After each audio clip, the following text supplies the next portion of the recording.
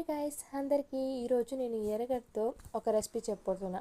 చాలామంది ఎర్రగడ్డ తినే వాళ్ళు ఉంటారు, తినని వాళ్ళు ఉంటారు. ఇది ఎర్రగడ్డ తినే వాళ్ళకి చాలా బాగుంటుంది.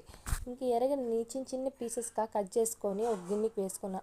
అంటే మీరు కూడా ఒక్కసారి ట్రై చేయండి, మీకు చాలా ఫేవరెట్గా మారిపోతుంది. ఎప్పుడైనా కూరగాయలు లేనప్పుడు, లేకపోతే కారంగా తినాలనుకున్నప్పుడు, లేకపోతే చలికి వేడిగా కారం వేసుకొని కలుపుకొని తినాలి అనుకునే వాళ్ళు ఇలా ఒక్కసారి ట్రై చేయండి.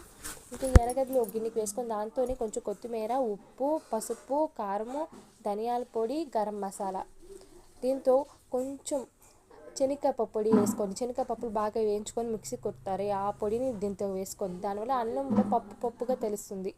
తర్వాత దీన్ని నిమ్మకాయ వాటర్ని ఒక కాయ వరకు వేసుకొని, తర్వాత వేడి చేసిన ఆయిల్ని దాంతో వేసుకునే వల్ల దాన్ని బాగా కలిపిన తర్వాత 2 minutes పక్కన పెట్టండి. కొంచెం నానిన తర్వాత టేస్ట్ బాగుంటుంది. అప్పుడు వేడి అన్నంలో ఇది పచ్చడి అనేది వేసుకొని తింటే సూపర్గా ఉంటుంది టేస్ట్ అనేది. మీరు ఇంట్లో ఒకసారి ట్రై చేయండి. నా వీడియో మీకు నచ్చినట్టయితే లైక్ చేసి సబ్స్క్రైబ్ చేసుకోండి.